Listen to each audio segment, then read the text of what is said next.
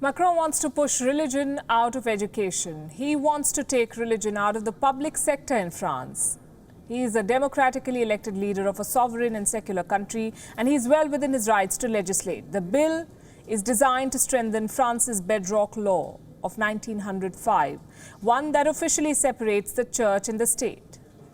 It's all fair on paper and in theory, but is it really possible to separate religion from the state, even for a country as fiercely secular as France? When Charlie Hebdo republished its cartoons on the Prophet Muhammad, President Macron said, "The French have the right to blaspheme."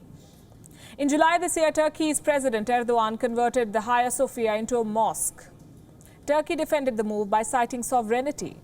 Last month, Sri Lanka discussed a ban on cow slaughter. The move was seen in favor of the majority Buddhists. These are all secular countries, so that's what they call themselves. And yet, they have laws that tend to favor one religion and upset another. And this is true even in the most secular of states. France is no exception. The French constitution says, and I'm quoting, "France shall be a secular republic. It shall ensure the equality of all citizens before the law without distinction of origin, race or religion. France believes in the right to have an opinion on religion. It believes in the right to blaspheme. It believes in separating the state from religion. But its application looks almost impossible." There are two big challenges. First is foreign interference, and the second is secularism versus Islamic terrorism. France has the highest number of Muslims in Europe, 6 million of them. And they make up at least 8% of the French population. French Muslims are balkanized, but their mosques, organizations and schools often receive funding from Muslim countries. Between the 1960s and the 1990s, Morocco, Algeria and Turkey sent paid imams to France. They also funded prayer rooms and organized national federation. Why did they do all of this? Because these countries hoped that France's Muslims will one day return home. France thought the same. It saw Muslims as temporary migrants, so it did not really mind interference from Muslim countries. But things began to change in the late 1900s. France realized the growing power of Islamic movements. There were some triggers. In 1979, there was a revolution in Iran. In 1982, Egyptian President Anwar al-Sadat was assassinated. In 1989, the Soviet Union withdrew from Afghanistan. These were crucial moments. By the 1990s, France began exerting control over its Muslim population. It was not easy. There were hurdles like the Muslim World League. The Saudi-based league promotes Saudi-style Islamic beliefs. It funded a number of mosques in the 1980s and 90s. The same World League also funds the Tablighi Jamaat, by the way, and the Salafists. And all of these groups used to operate freely in France's Muslim neighborhoods. Another challenge was Algeria. It was reluctant to give up its role as the caretaker of the Great Mosque of Paris. In the year 2000, France tried to contain the influence of the Muslim Brotherhood. Early in Macron's career, he declared that he will, quote-unquote, set down markers for the entire way in which Islam is organized in France.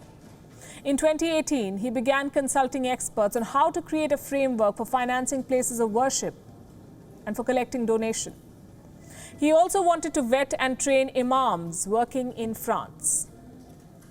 The idea was to reform religious organizations and end foreign funds pouring into the Muslim community.